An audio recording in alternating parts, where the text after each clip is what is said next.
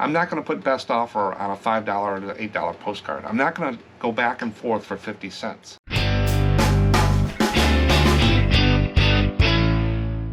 Welcome back to SM Postcards. In today's video, we're going to go over Mutoscope postcards. Something I don't know a lot about is Mutoscopes. I know what they are. I get a few cards here and there, but I always kind of pass on them. I never really did a lot with Mutoscope. So I wanted to do a video to learn a little bit more. And I think I got some good stuff for us to understand Mutoscope cards and Mutoscope postcards, the differences. We'll go through some of them. And maybe someone that knows Mutoscope a little bit more can comment on what they know in the comments on this video and help us out. Then I got the what's sold on eBay. Remember, this year I want to do 16 cards a day, $80 a day, and raise my ASP and source very specific collections. Postcards is what I'm looking to do. Last year I did 14 a day, $70 a day, raise my ASP, and don't buy online pretty much. So I want to be a little bit more strategic in buying. So, but I'll show you what I sold on eBay, talk about some of the cards I sold. I only sold 11 cards, so I won't go too slow. It's pretty quick. We'll do the Mutoscope postcards, and then we'll get into the poll. When listing postcards, what do you do? Do you watch YouTube, watch TV, listen to music, don't do anything? Add some comments. I throw it out there a couple times a year just to find out what people do.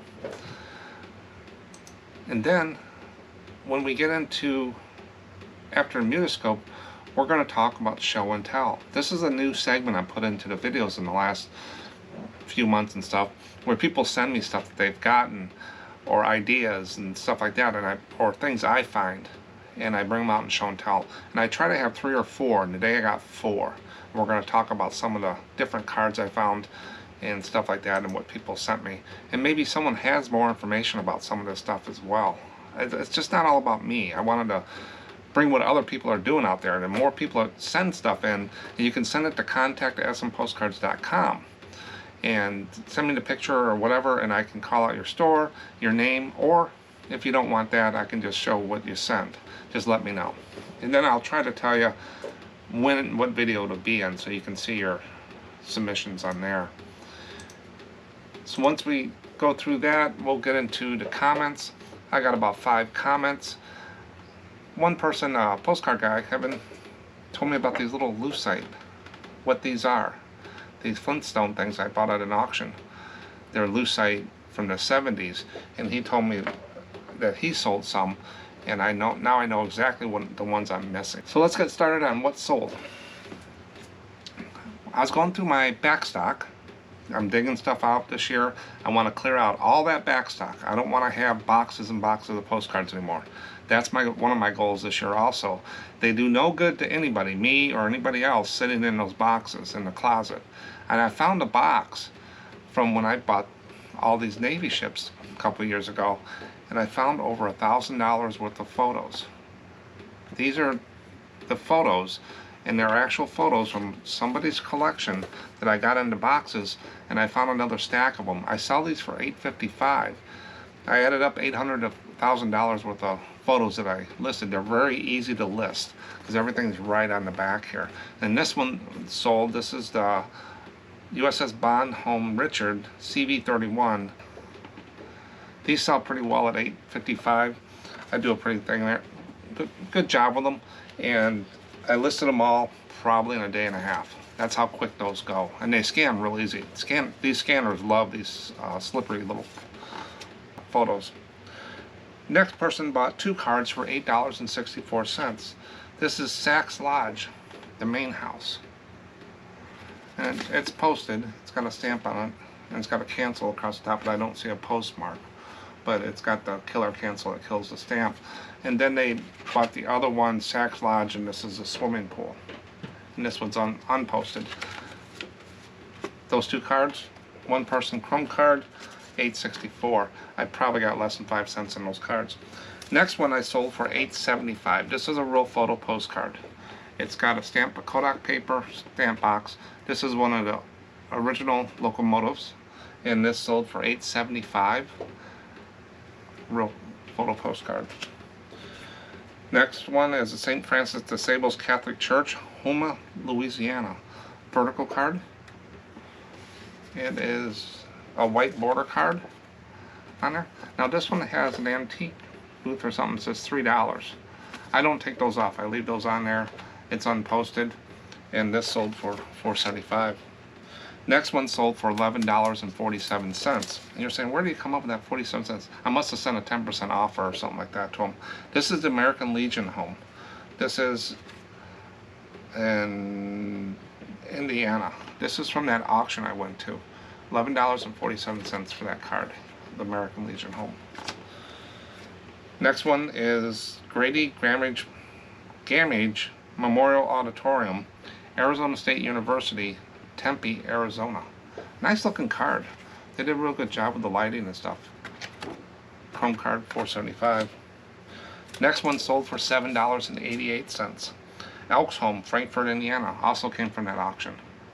That's the Elks Home. And this was posted in 1910. Divided back card.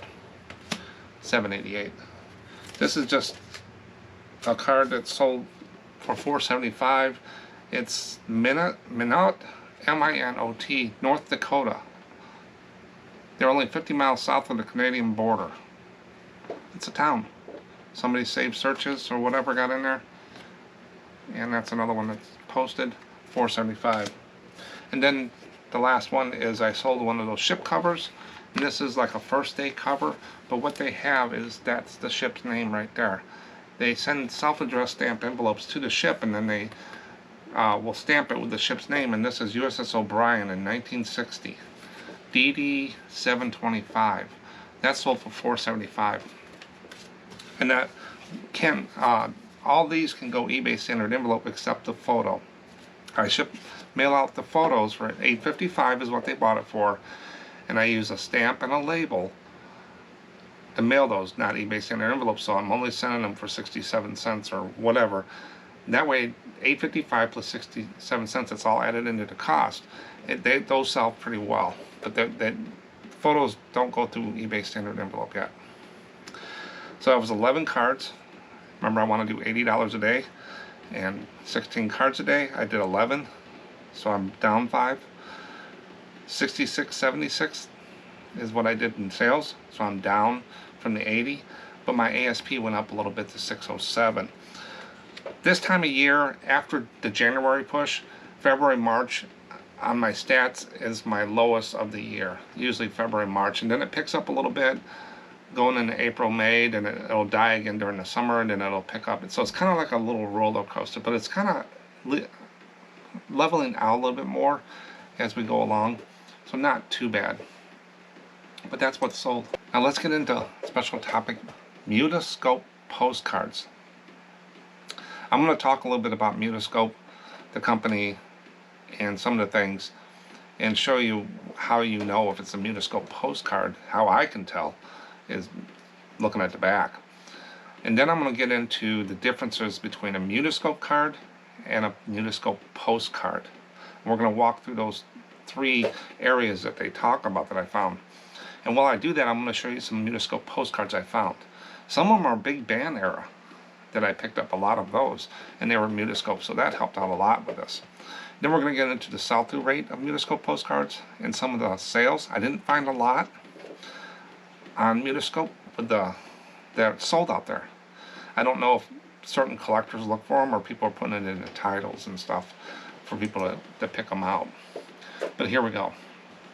The Mutoscope company, founded in the late 19th century, played a pivotal role in the early days of entertainment and motion pictures. It was established by Herman Kessler in 1895 and became known for its invention of the Mutoscope, a mechanical device that allowed viewers to flip through a series of individual photographs or images, creating an illusion of motion when turned at high speed. This innovation was a precursor to modern film technology and provided a popular form of entertainment in arcades and amusement parks during the early 20th century. The Mutoscope company's machines featured a wide range of content, from slapstick comedy routines to short documentaries, giving people a glimpse into the emerging world of movie moving pictures. The Mutoscope company's influence extended beyond its innovative technology. It contributed to the cultural shift towards visual entertainment and the birth of the film industry as the company continued to evolve. It adapted the changing landscape of entertainment, eventually transitioning to the production and distribution of motion pictures. While it may not be well known today as some of its contemporaries, the Mutoscope company played a crucial role in shaping the way we consume and enjoy visual media, leaving a lasting legacy in the world of entertainment and paving the way for cinematic experiences we know today. Yes, the Mutoscope company did produce postcards as part of its business operations. In addition to their motion picture machines and related entertainment devices, the company also manufactured and distributed postcards featuring images from their films and other popular subjects at the time. These postcards often featured still frames from Mutoscope films, comic scenes, and various other theatrical images. During the earliest 20th century, postcards were a widely popular form of communication and entertainment, and the Mutoscope company leveraged this trend to further promote its brands and products. These postcards serve as a way for the company to expand its reach and engagement with a broader audience, helping to solidify its presence in the entertainment industry of that era. So that's a little bit about the Mutoscope company. So they're a precursor to the films. If anybody ever took when you're in school and you put little dots or figures on the end of the thing and you flip through them like this, that's kind of what a Mutoscope does. As you flipped it, small changes, looks like the people are moving, and they cranked them. Is what I know of Mutoscope machines. They look down at them and crank, and then over the slider come down and you can't see until you put another coin in. But here's how I see with Mutoscope postcards is the back. Right in the middle there it says Mutoscope is what you want to look for. And it says a Mutoscope card right down the center is what catches my eye. Now, Mutoscope cards and Mutoscope postcards are related, but slightly different types of collectibles and entertainment devices, both of which were popular in the 20th century. Here are the key differences between them. So there's three different differences between a Mutoscope machine card and a Mutoscope postcard I found. So the first one is format, the second one is function, and the third is collectability. Now I'm going to walk through each one of these, and I'm going to talk about Mutoscope card, and then talk about the postcard, and at the end I'll do a summary. So the first one is the format. Remember, this is between Mutoscope machine cards and Mutoscope postcards. The Mutoscope cards, also known as Mutoscope real cards, or simply Mutoscope cards, are small rectangular cards typically measuring about 5 by 7 inches. They contain a sequence of images printed on the front and are designed to be viewed through a Mutoscope machine. Now the format for Mutoscope postcards, on the other hand, are postcard sized, 5.5 by 3.5 mostly, and are designed to be sent through the mail as postcards. These postcards featured a single image or scene on the front, often with a humorous or risque theme. And typically they do not have moving parts like Mutoscope cards. So one is a stack of cards, they flip through, and the other one's a postcard. Now the function, the second differences. Mutoscope cards are part of the Mutoscope machine entertainment system. They are inserted into the Mutoscope machine, which is a type of early motion picture device. And when cranked, the cards will flip rapidly, creating an illusion of animation or brief movie. So you crank it and they flip through. Mutoscope postcards are standalone collectible items. They do not require a machine to view, but are instead intended for viewing like traditional postcards. They may have humorous or novelty images, but they do not have the animated effects seen in Mutoscope cards. Third thing is collectability. Mutoscope cards are highly collectible among enthusiasts of vintage and early cinematic memorabilia. They are sought after for their historical significance in animation sequences. So that's the Mutoscope cards. Now, Mutoscope postcards are also collectible, but are more commonly sought after by postcard collectors and those interested in the early 20th century humor and risque imagery. So each of those is a niche in itself, you ask me. In summary, the main difference between a Mutoscope cards and Mutoscope postcard lies in their format, function, and collectability. Mutoscope cards are part of an early motion picture system, while Mutoscope postcards are standalone collectible postcards with humorous or risque imagery. Both are valuable artifacts from a bygone era of entertainment and popular culture. So those are the differences between those that I went through. And you can rewind and look at the differences. Mutoscope cards, Mutoscope postcard. Now, do these things sell? Do these things move through the eBay system? Is all I'm going to look at here is on sell-through rate. How many cards are moving through the system? Not price, promoted items, all that stuff you hear out there. This is just how many cards have sold, the number of cards. I go into eBay and I basically select Mutoscope postcards sold and then listed and take those numbers. But I use a little chart here to tell me in my head, are they worth picking up and how fast they will sell normally. Doesn't mean you're going to get a sale, but normally things that are moving in the last 90 days in eBay, how good are they moving compared to other things? So I take postcard Mutoscope, there was 5 sold. That's all I found with the word Mutoscope postcard in the title. Ran it a few times. 24 listed. Not a lot out there. People are either sucking these things up off eBay, or people are just not putting in a title or an item specific, so it's a Mutoscope. So that might be a trick to these, to get those collectors, is make sure you, if you see a Mutoscope, put that in the title somewhere, in the item specific, so people can get into your listing. Then you take that number, you take 5 divided by 24, and times it by 100 to get a nice even percent, and you round up or down. Mutoscope postcards are selling at 21%. That's a pretty good clip. I think Disney's at 22 or something like that. So it's up there. It's above the high. It's in the very high. So if I see Mutoscope postcards going forward, I'm going to make sure I put that in the title, and I will pick them up for a good price. But you got to bump it up against other things. So I did that with some other cards I know of. I don't know a lot about these cards because I don't really get into them. They don't fit into boxes well, and it's just not my thing. I've stuck with postcards. But Mutoscope postcards are going for 21%. Then there's what they call arcade cards. Some of these cards I'm talking about I've read that they were in vending machines back in the day, where people could record and get these heavier, thicker cardstock cards out. Arcade cards, there's 39,000 listed. 9% sell-through rate. So they're not too bad. They're in the high average. Then you got exhibit cards, which to me, between exhibit and arcade cards, there's a difference, I think, but I never really got into the difference. 16,000 listed, 9%. So arcade and exhibit cards are 9%. Then you got those CVD cards, the little things like snapshots and stuff, 4%. There's 134 listed. So I don't think people categorize them correctly. I think there's a difference between those types of cards. I don't really get into them. I have a person I send those to, and they do well with them.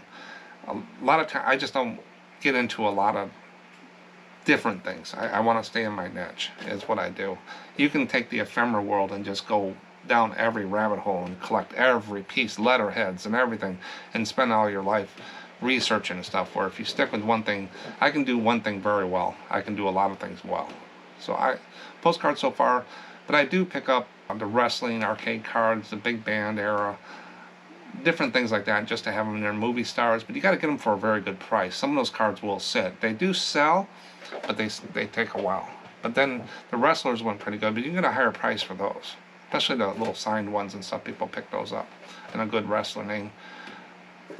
So you want to look for those. But Mutoscope postcards are running pretty good sell-through rate.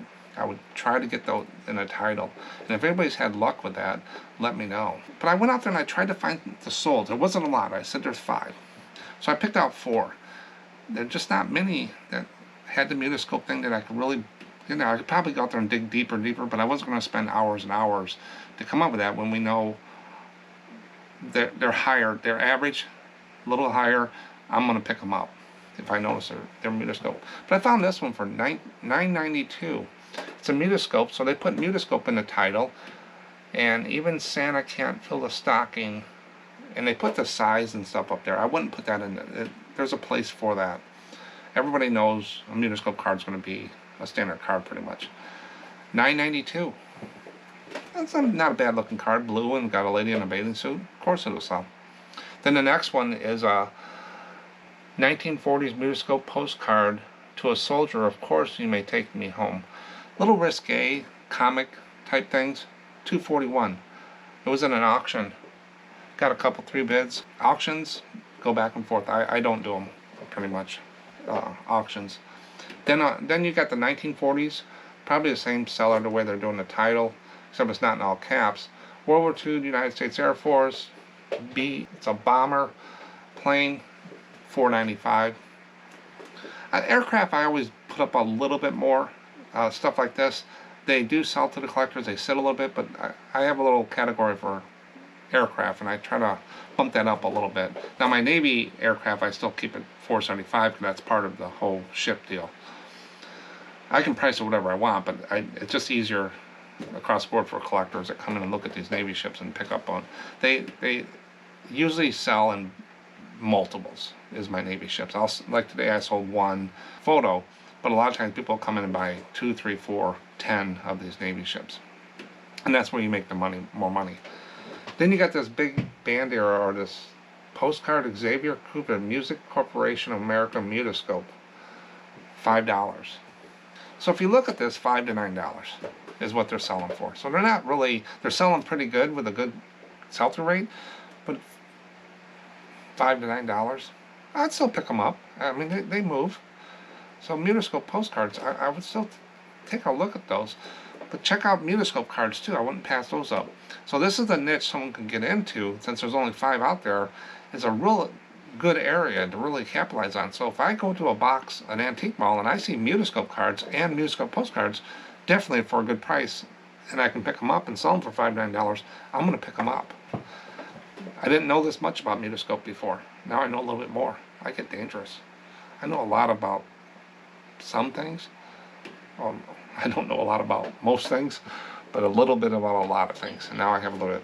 But that's Mutoscope postcards. Check them out. If anybody's got a Mutoscope machine, take a picture of it, send it in to the show and tell. Tell us a little bit about it, the history, or if you are older and you've seen these in the arcades in the 40s and stuff like that, let me know. Send me a message about the story about Mutoscope so we all can learn a little bit more about them and get them back out there. Some people might have set them to the side or just listen to them as postcards, but I think there's something here if someone really jumped on it. Mutoscope. Who knew? Now we're going to get into show and tell. A newer segment that I put in here. This is where viewers, you, can send me things of postcards that you've got, or sales. If you sold something for $500, you paid a nickel for it, rub it in, let us know. Send me a picture of it. Tell me how you got it, a story, so people understand how everybody's doing. A lot of people think they want to reinvent the wheel selling postcards, but 90% of the time, most people are doing it the same way. And if they hear that from other people instead of just me and other YouTubers and stuff, then they get to feel comfortable that they're doing it the best way. Not the right, there's no right or wrong to sell things like postcards. There is some best practices and stuff to help you sell them and make your life easier, but you can do it your own way. You can do whatever you want. You can price them, whatever, and stuff like that. But just send them in to contact@SMPostcards.com. I put them in a little string, and I have any questions, I'll let you know, and I'll put them over there when I get 3 or 4 of them. Then I'll go ahead and put them into a video like this, and I'll try to, hopefully I send you an email to say what date and what video to be on. Sometimes it might be a month out because I batch videos up sometimes if I'm doing other stuff that part of the year. I'll get videos ahead of time. Sometimes I get a little too far, and I got to slow down a little bit because I just have a lot of this stuff done ahead of time. So don't be worried if you send it to me and then a month later or 3 weeks later, that's when it goes out. But I got 4 of them today. First one is the neat card. Now, I didn't do a special video on these. I could have probably, but to me these are metal add-on. And I did a video about metal add-on cards. Those are cards you do not want to put through your scanner. They got horseshoes, they got buffalo, different things on them. They're attached to the card. I wonder how they didn't have machines back then, I guess. Everything was done by hand, but nowadays I don't think they would accept anything like that. But a long time ago, regular postcards were just pieces of paper with pictures and words on them. But then, someone had a super awesome idea to make postcards more fun. They added a special wire tail. These are called wire tail postcards, is what I found. And turning them into something totally unique. I'm going to show you some examples here that I have of these wire tail postcards. And then we're going to look at some of the comps. But I thought these were really cool. And these are really great condition. This is a fox. And this is what it is. You can see the tail wiggling right there. It's just a wire. And it's attached with a little thing in the back. And it's called a wire tail postcard. And you'll see these out there. I don't see many of them. I just bought a small lot. And that's a wire tail of a fox. This is waiting for the mail. This is a dog. See his little tail there? See if I can. It's wiggling there. That's his tail. This is of a leopard. There's his tail sticking right there. And it's the same thing. These are really good condition cards. That's a wire tail. This is another dog looking in a mirror with a wire tail. It just floats around. And then you got a cat with a wire tail. Of course you gotta have a cat if you got a dog. Then you got a poodle. My wife thinks poodles are just ugly. Never had one. We had a Sheltie, but not a wire tail. Then you got a giraffe. He's got a wire tail going on. Giraffe. Then you got a lady with a rat in her mouth, and the tail is sticking out of her mouth. Right there. A rat. And then this is a possum with a wire tail. This is a tiger, I think, with a wire tail. This is a bull going after some people, and it's got a wire tail on there. And then we got a driven to drink by a woman. So it's a lady on a donkey with a wire tail. So all these, I don't know if you can see that one real well, but those are the ones I got. I got 1, 2, 3, 4, 5, 6, 7, 8, 9, 10, 11, 12 wire tails to list. Now I can probably still put these in eBay standard envelope. I don't think it'll go. I'm going to try. I'm going to maybe send one to myself. Just put it in the mail, send it to myself, and see if it goes through. No problem, because it's just a little piece of wire. But you never know until you try. So that's wire tail postcards, what they're called. Metal add-on is the category I put them in.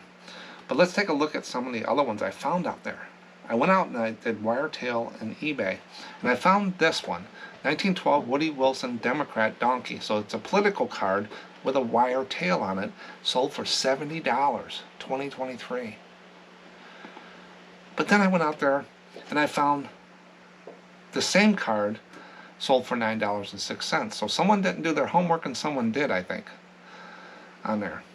So one for 70 and one for 9. That's why you got to be careful sometimes, and don't be afraid if you do lose on there. You can't know everything.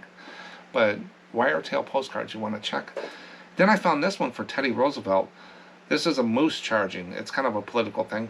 75. So I think that $9 person lost on that one. And I've done that before too. I've sold the card that I didn't think was anything and it turned out to be and went right away.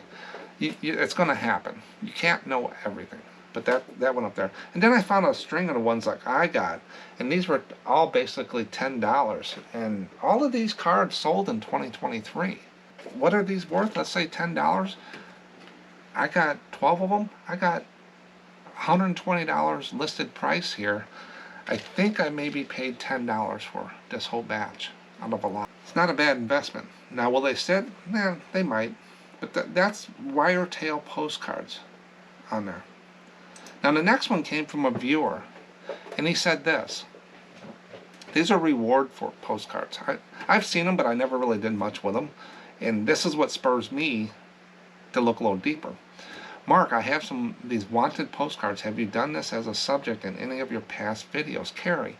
No, I haven't. I don't even have it on my list. Now I do, but as I went out there, there's more to it, but I have to see if there's enough for a video and enough people are putting them out there. it's like people ask me if I use aerial view or small towns, stuff like that.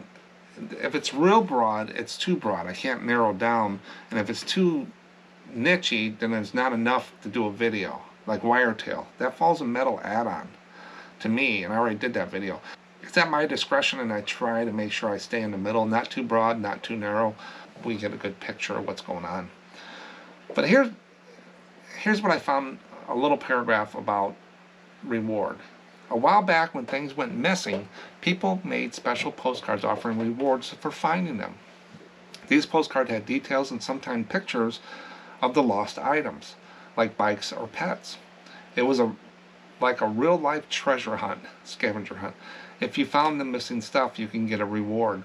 These postcards help spread the word and offer a prize for the person who returned lost treasures. Now, the one Carrie sent me is right here.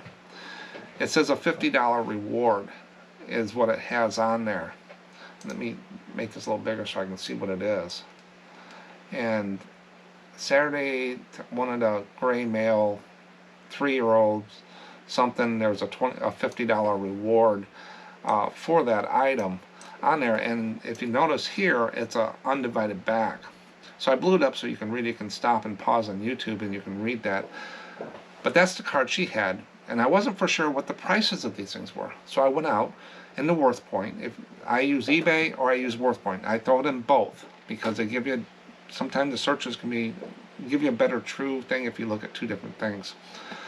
I found one here. It was stolen horse reward. It was a stolen horse in 1915, sold for $9.99, so $10.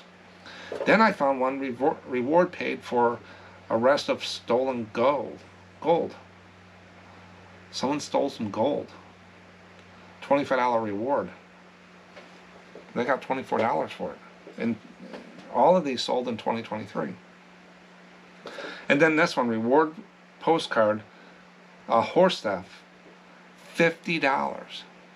So the price ranges go anywhere from $9 up to $50. I think it depends what it is and what year it is. So don't pass these up. Take a look at them. I wouldn't pay a lot for them because there's probably more to it than I know, but I've never really deal with these that often on there. But if someone has sold a good reward one or has one on there, let us know. But thanks, Carrie, for sending it in. Reward postcards. And then Jason sent this. I know you like these, so I thought I would share images attached. Jason, these are anthropomorphic postcards, animals acting like humans, dressed animals and stuff like that. This is See the Catskills Mountains. Now, Catskills is a video I'm going to be doing this year because I sell a lot of the Catskill Mountains. I did very well with a lot of postcards that I got for Catskill, and I still sell. These are cats with guns. They're up on a hill and they got guns. He thought it was cool. I liked them. And it's an undivided back card and stuff like that. So, and I went out and tried to comp this, Jason, but it was all over the board. I didn't really know what to put in them. I was getting Catskills all over the place. So I'd have to go out and see what I would put this. But Catskill Mountains, I would say $10 to $15 minimum. I would start this around $10. Just off the cuff. Yeah, it could be less, or more. But I wouldn't go any lower than that, and the low level, and just there, because it's anthropomorphic, cats with guns, Catskill. It's got a lot of stuff going on. But thanks, Jason. And then I got this one from Sage Rabbit Vintage, Sandy. Just uploaded these to eBay. Thought you might like them. I did a video about Main Street postcards. Came out this year, or last year. It was a lot of Main Streets. Main Streets do well. You got to get the city and towns in there. And Sandy put these up. The collage had a couple shots of Main Street, Bridgeport, Connecticut, early 1900s. The second card is Port Jefferson, Long Island, New York. On the left is Main Street, and on the right is East Main Street. So you got a little Y there. FYI, she sent me another message. One of the cards just sold. Main Street is still popular in Port Jefferson, sold for $12. Main Streets are good. If you watch that video about Main Streets, you can find a little bit more, but you got to get the cities and towns, is what I find with those. So she went out there and put these up, and she sent these to me, and she made $12 on one card. Good job, Sandy. Thanks, everyone, for sending it in. Keep sending stuff in. I'll try to find things like the Wiretail and stuff at places and bring that up. Just something different. But I would love to hear from everybody else. Now we're going to get into poll. This one won't take long. It's just more of an informational thing for me and others to find out what people do while they list postcards. It can be a daunting task to list 50 cards a day, 20 cards a day, sitting there for hours and half hours and stuff doing things. So I just want to see what people do. Curious. When listing postcards, do you listen to music, watch TV show or movie, watch YouTube, have nothing turned on, just quiet? Other. So the top one was 41% said they watch YouTube. Just go right into YouTube, look at SMPostcards, and just watch every video I have every time you list. That's the best advice I can give you. But these videos are geared longer, so you don't have to stop and start. If you have ads and you got to stop and start, I have YouTube Premium. They used to call it YouTube Red, I think. I pay, I don't know what $6 to $8 or something. I forgot what it was a month. It comes right out of my Google account. I don't get the ads, so that really helps me. I don't have to stop and wait, and there's some ad that I'm not going to buy anyway. People say, well, if you have that, how did YouTube creators get monetization for ads? Because we get monetization in the background when an ad plays and people look at it. We get a few cents per 1,000 clicks or something. It's not much. People that do YouTube, if you're at like 2,000 to 5,000 viewers, you're not getting a lot of money every month. When you get up to 10, 20, 30, 40,000, yeah, you can bring in a lot more money because of views and stuff like that, but it's the watch time and people go through. But they say, how do they get paid if you got YouTube Premium? I guess there's a bucket out there and they just give you a certain percentage of every time someone watches. It's probably not as high as ad rate, but if I'm premium and I watch someone else's channel, there's a little line item in monetization, YouTube Premium, and you get so much money. But like I said, it takes a lot for ad funding to come in for monetization. People want to get to that 1,000 subscriber mark. Gotta have the views, gotta have the watch time. It's more about views than subscriber. It's the views and how long they watch than subscribers. And you want to have organic subscribers. Just going out there and having someone, you get another 100 subscribers from being live on a show. Well, maybe 75% of those people are never going to watch your channel again. They're not going to help you. So I like organic. Mine's growing at a nice pace. It's easy to keep up. Not a lot, huge, high thing. It's right where I want it and stuff like that. I usually watch YouTube. A lot of people do too. Second one was have nothing on, just quiet. They just want to tone it out, tone the world out. And then listen to music's the third one. A lot of people do that. I'll do that once in a while when there's nothing on or I don't want to mess with anything. And the last one is watch TV or movie. Me and Sal the Bird will watch a movie or something when I'm listening once in a while. And stuff like that. I can see it right over my TV's right there. And then it's 6% other. And I got some comments here from the poll. Trying to learn this, listen to whatever the kid has on TV, but mainly tune it out. Yeah. When my grandkids are here, they got YouTube going on their iPads and stuff like that. I just tone it out. But sometimes I hear something that's like, what are you watching over there? And we got to go do it. Thanks, Tryon. Then Karen, she listens to audiobooks and SMPostcards. So do them both at the same time, Karen. Thanks, Karen. Then Premium Postcards, I listen to podcasts or audiobooks. If I tried to watch something and list postcards, I would make too many mistakes. Yeah, some people are just not geared to do that. I know when I'm pulling a lot of cards, I'll just put music on sometimes just so I can focus on pulling the right cards. If I'm watching a movie and I stop, I got to keep looking at the screen. What number was that? Where am I at? Or just music on for 20 minutes while I'm pulling cards. It works for me. Thanks, Premium. And then Joe Mechanic.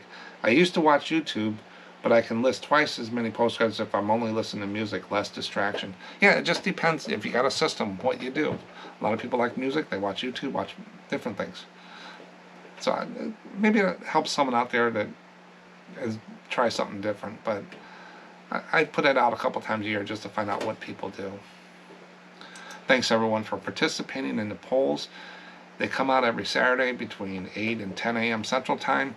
And make sure you subscribe and hit the bell icon so you get notified. I think there's a spot right over here. You can just click on that and subscribe. And it'll be notified. Because I use the community tab and polls a lot with this channel to communicate with everyone. And the comments. So if you get that, then you'll be notified when I put something new out. or something changes or whatever. I think it does. I think they curtail some of the notifications. You only get so many a day, but by subscribing really helps the channel too. It turns stuff on when you reach certain levels of subscribers, not just views and stuff for the ad monetization. It allows us to do different things, is what it does. Viewer comments come in from email, eBay, YouTube, whatever. If you put it in YouTube, I consider it public because they can see your name. On the polls, if you vote on the poll and don't put a comment in, I don't see anything. I just see the number percentage go up and down. No names or whatever. That's anonymous. But if you leave a comment, it puts your username there. Now, if you send an email and stuff like that, I consider it more private and won't use the name, and I won't try to put it on video unless I ask. I might strip out parts of it once in a while if it's interesting, but I won't use the name unless I ask. Oh, just sold another one. This one sold for $7.70. Postcard, The Dam at Wap Ingers Falls. And that's from album 2 of that, New York. Another one sold. 12 bucks. Doing a video. I should do videos all day. Maybe I'll make enough money. But these comments here, first one is from Andreas. Scans seem a little too dark in the dark areas. Pitch black. Are the originals like that? What do you think about the details and contrast? Would you get better results in the regards of a flatbed scanner? No. With a flatbed scanner, it's too slow. You got to take it out, center it, put it on there, flip it over. It's way too slow. And I went back and forth with her a little bit, but that's not what's going to sell. I scan at 400 DPI. I could go to 300 on there. People view these on different monitors, TVs, phones, tablets, so it could be their screen as well and stuff like that. It's not going to make or break a sale, make or break a store, is if you go to a higher contrast and touch up your postcards and do all that stuff. On average cards, you just really can't spend that much time with them. I put them in the scanner out there and they go, but flatbed scanners basically are dead to me. I use it for a business document once in a while. I have a printer here, it's an all-in-one, and I'll put it on there just to get one, but most of the time I can put it in my duplex Epson scanner and do the same thing, get front and back in seconds, where that it would take forever to do, and time is money to me. I can scan a whole box of cards in an hour, 45 minutes to an hour, that I did stuff like that. Just put them in there. This new Epson 450, I can just stack them on top and they just keep rolling through. No problems on there. But yeah, I'm not that worried about contrast and stuff like that. I don't go adjust all the pictures because it looks right on my screen. But when it gets into a phone, a TV, I know if I watch something on YouTube, the new TV I got here, I got to adjust. The blue and red's a little hot, but I haven't done it yet. It doesn't bother me. I'm not a real picky about that part of watching a movie. I'm not a big movie theater type sound and stuff like that. So it just depends. But thanks for checking that and with me. Then eBay labels, do you watermark your scans? Nope. Even if I got a high price cards. People out there will copy your stuff. They'll do things. They're gonna do it. It's a losing battle. Now, I pick my battles, and that's not a battle. People probably have copied my ship photos. Another one. No, they paid. No stars. No, I don't spend the time to put watermarks on them. It's not worth it to me. And some people say, well, you got to do it. Some people take your stuff. I'm not the police of eBay. I'm not the hall monitor. There's other names for that. Do what they want to do. It's not going to last. A lot of people will take your image and then they print it out and bring it to Walmart and sell a photo. Look at their feedback and stuff like that. And I know a big YouTuber went to bat on it, got a lawyer, and they said and stuff. Not much you can do. It's just a losing battle. So I just let it go. Thanks, eBay labels. And Ninja Beagle, do you think postcards can sell if you can't afford a scanner? Sure. A lot of people use their phones, and I recommend that if you're just starting postcards and you want to find out this is something you want to do, just take a picture, a good picture with a camera or on your phone. Make sure it's centered. You don't have a real wild background, maybe a white background or something constant color, and that puts the card in frame, and you can crop the photos. It will take you a little bit longer than if you had a scanner, but you're not spending $400 that you don't have to do that. I see a lot of postcards out there when I research and stuff that just have pictures of the card. People have done that. That's no problem. What a scanner does is increases your productivity as you get better, and it does give a better look of the postcard image and stuff like that. But yeah, do what you can. I tell people, list their first 1,000 cards, buy their first 1,000 cards, list their first 1,000 cards, use a camera if you have to, or a flatbed, until you get up to a point where you're selling enough where you start buying the better equipment every year. It takes 6 to 8 months to really understand the beginnings of selling postcards. There's a lot little things to it, but once you reach that level of the eras, scanning, your system, your inventory, you get all those in place, how you pack them, how you ship them, the ounces you use, the labels, and stuff like that. Once you get over that, everything else just kind of glides in. By watching videos like I do, you learn a little something from each one. You're never going to absorb everything a certain person. There's people out there that have been doing this for all their life. They have forgot more than I know. I don't know everything about it. I'm an average postcard seller. I'm not trying to be the top seller, sell the most cards than anybody else, or have the lowest. I just do what I do. And people say, well, you can't make a living doing that. I'm not looking to do that. I'm retired. This is supplemental. We're going to a little trip. Postcard selling paid for that trip. Last time I drove all the way out to Massachusetts. I spent a week by Brimfield and driving through Ohio and New York and stuff. I found a $1,900 postcard that I sold it for $1,900. Paid for our trip. That's what postcards does for me. Some people try to do it full time, and even if they got 100,000 cards up, it's going to be a tough run, live off of postcards sometimes. You got to kind of fill it in with some really good cards, I think, and you're going to pay up on them. You got to get over that hump to get the capital in, but it can be done. Not saying that people out there aren't successful with it. I just think it's a tougher battle with that type of stuff, but some people are really good at it, and then some people try it and they don't do well at it. So they need to take time doing that. I would never do it. I would never go full-time just reselling. It's just me, from my era, my generation. To me, it was a regular steady paycheck every week. I don't like the inconsistency is what would get me more than anything, because some weeks you do good, some weeks you do bad, and you got that mortgage at the end, and you got the car payment. I'm not selling anything. I'm not going to make that month. So where with the paycheck, you kind of know what's coming in. Sure, you got to work for somebody else. And then people ask me if I would go back to work if I had to. Sure. I worked all my life. I can work for anybody, pretty much. They just tell me what to do. Or if I'm the manager, I tell them what to do. Middle management is the worst job in the world, and I did that since I was 20 years old. Middle management.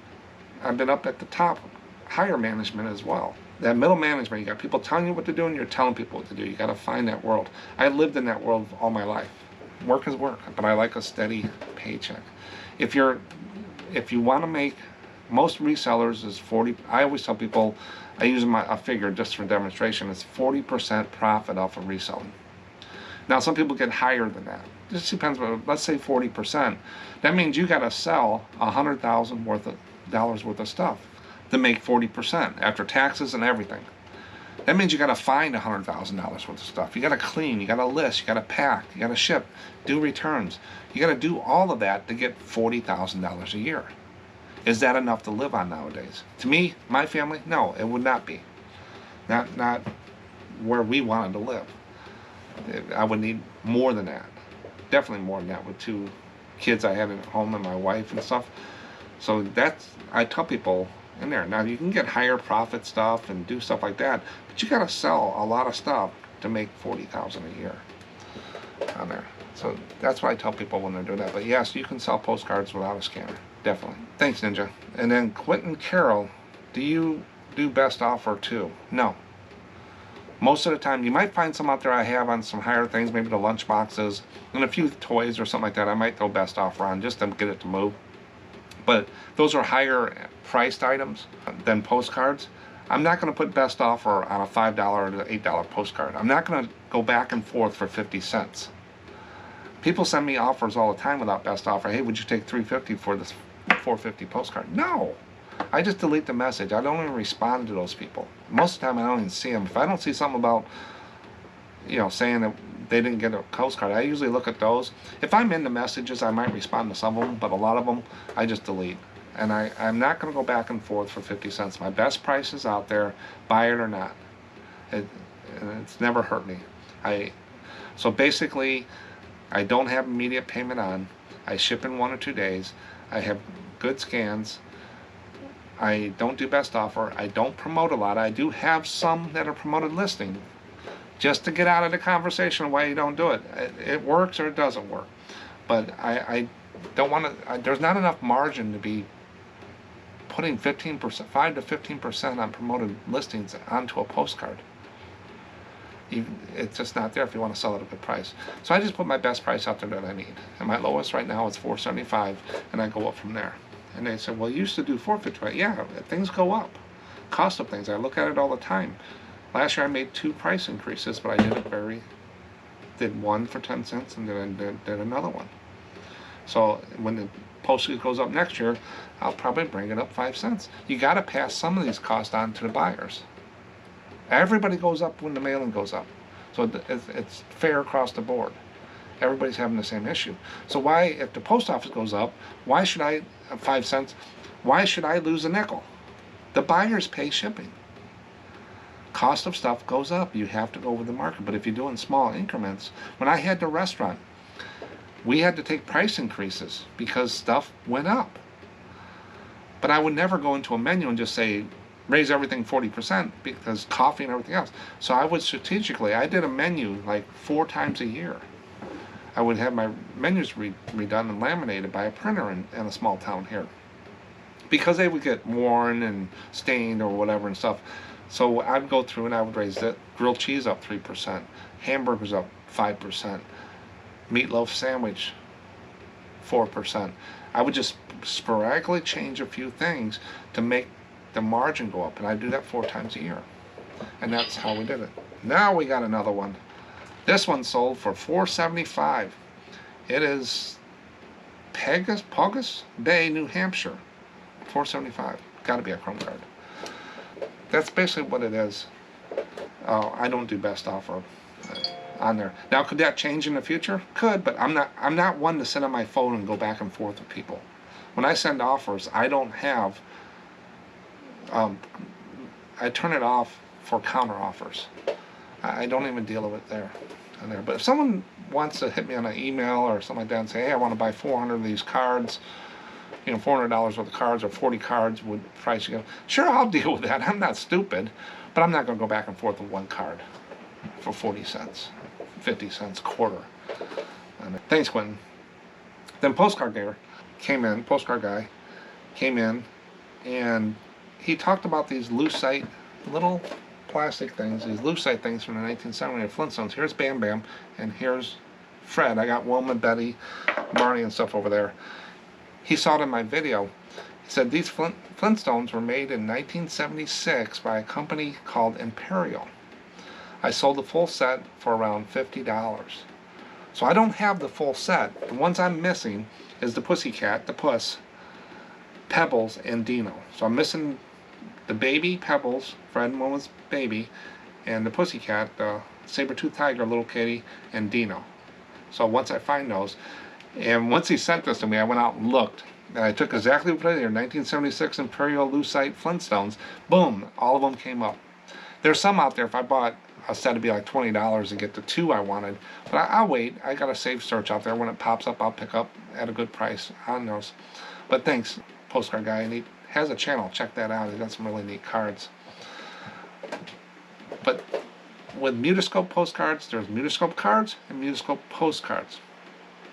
So you want to check those. But I think putting Mutoscope in the title and item specifics in somewhere where people can find those would really help. There's only 5 sold, and let's see, how many did I say were listed?